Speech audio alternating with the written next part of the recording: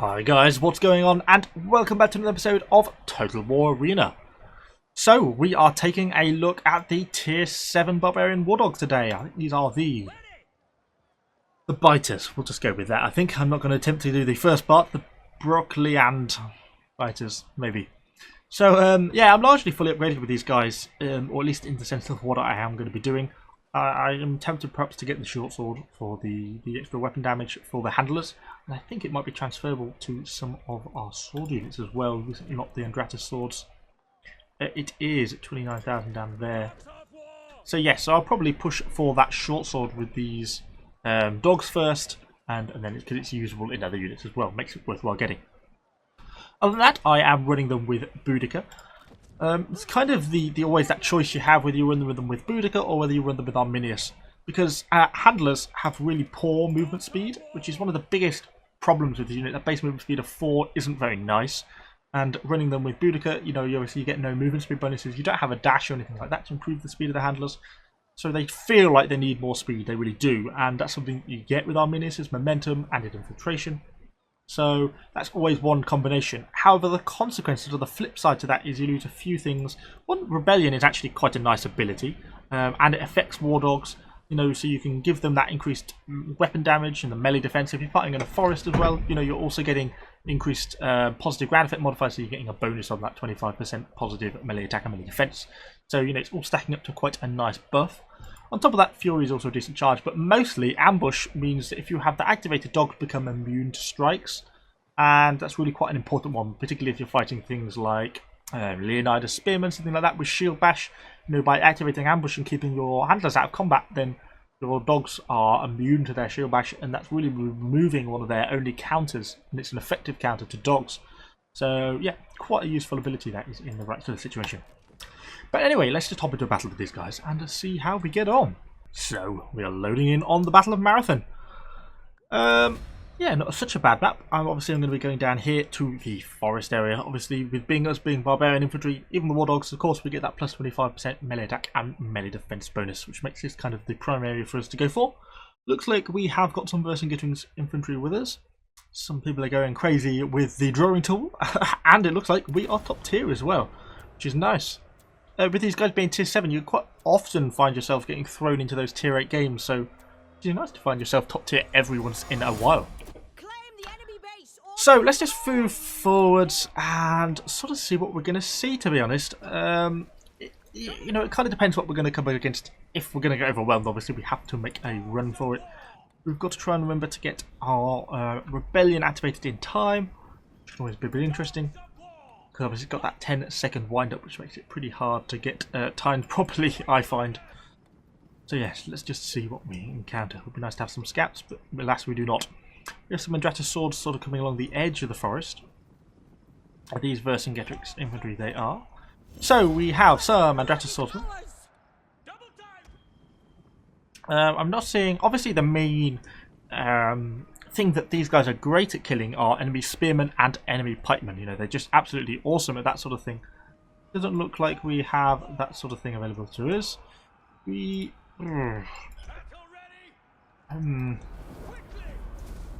Not exactly so far what I would have chosen to do. Let's get a rebellion going anyway. That's got to be step number 1. Then let's look about seeing what we can do with these dogs.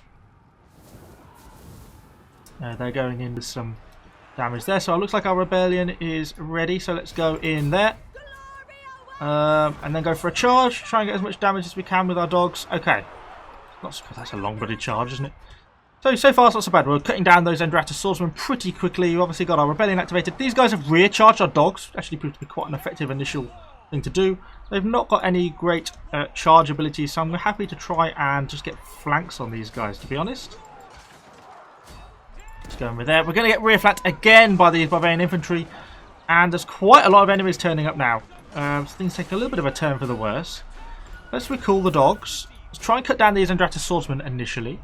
And then we've got these guys behind us to fight. Oh, we're going to rout there. That's a real unfortunate one. Let's try and pull that guy through our allied units. And let's turn these guys around. So they're now focused on the enemy in front of them. Come on, guys. If you're routing, get out of combat. Okay, they've returned. So let's try and kill those couple of people off there. Ooh. Why can we not... let's do that. Oh, our units are routing left, right and centre. I don't know why we're routing quite so regularly. Let's try and get ourselves out of this combat. We are suffering heavy there. We lost a lot of dogs in that opening engagement. Let's try and pull what units left we have out. And we've still got some dogs left in. It's a bit unfortunate all those guys kept routing. Looks like those cavalry are not going to be getting... See if we can catch them with any dogs. Particularly if our friendly cavalry is going to be getting stuck in, then our dogs should be able to get a bit of damage against cavalry, because they're quite effective against enemy cavalry units if they don't get their slams off and stuff. So, oh, we got a little bit, but not a great deal. Okay, so what's the situation? We've got quite a lot of stuff still in the forest. You know, reluctant to get involved into big infantry fights like this, particularly when there's just an overwhelming number of enemy units, which is kind of not really what I want to be facing. I noticed there's some enemy archers over there, which look rather undefended. I also worry that we may be a viable target for these enemy cavalry. Let's see if those dogs can catch them. Doesn't look like we will be able to though, unless they're going to wait in the forest. We'll kill them. I noticed that there's enemy archers up here, but getting into such a position where I can deploy the dogs and they're going to go for these archers and not these infantry down here could be fairly difficult. That's why I want to try and get to this side of the cliff, because obviously you'll see deployment paths. How pathfinding works in this game is unique. So I want these dogs to deploy round, you see? By deploying round, this is where I'm hoping my opportunity is going to come in. It's a bit of a risk this, because if they move before the dogs latch on, and they're starting to latch on now, which is good. Get knocked down, please. Good, good, good, good, good, good. So, our dogs are in. They're going to now make a run for it, in essence, these enemy archers. I'm hoping that we knock down quite a few, which we did. It's how much damage we can get in time before they can get away from me, in essence, now. Try and catch what the guys we've got here. Looks like their dogs, their enemy units, they're making a run for it now. They've escaped out of range of my dogs. Got a fair amount of damage in, about 20,000 damage by the looks of it. It's just chasing out up the hill. We could rear flank these Equites. I'm going to keep one unit there, keeping in pursuit, because if I turn my back to these archers, then I think we're going to be in trouble pretty quickly. Ah, that's the problem with dog pathfinding. If you're not in range of the enemy unit, oh dear, and their crippling shot, brutal crippling shot. Go for a nice early charge. Now we have really good charge ability with these guys. Really long fury charge. Come on, guys, latch on, dogs, and then you keep the pressure up with those guys. So these guys look like we caught them. So let's bring these guys over. Looks like our dogs might have latched on and are now in pursuit.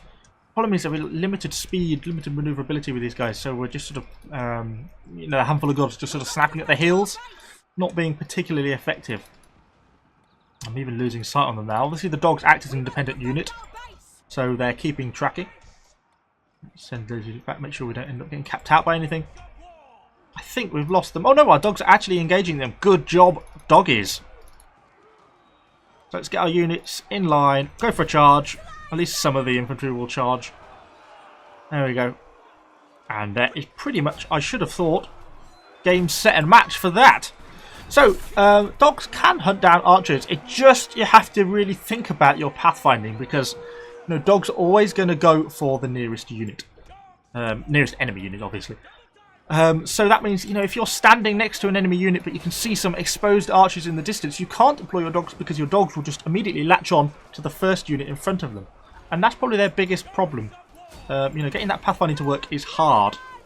So, once you're on, though, your dogs normally work pretty well. They latch on and they should be able to stay on, because even if you lose visibility on the archers like we did there, our dogs act as an independent unit and don't lose visibility. So, let's keep the pursuit on. We've got our rebellion now winding up. I'll bring that guy around there. I'm going to deploy these dogs against these Andratus spearmen.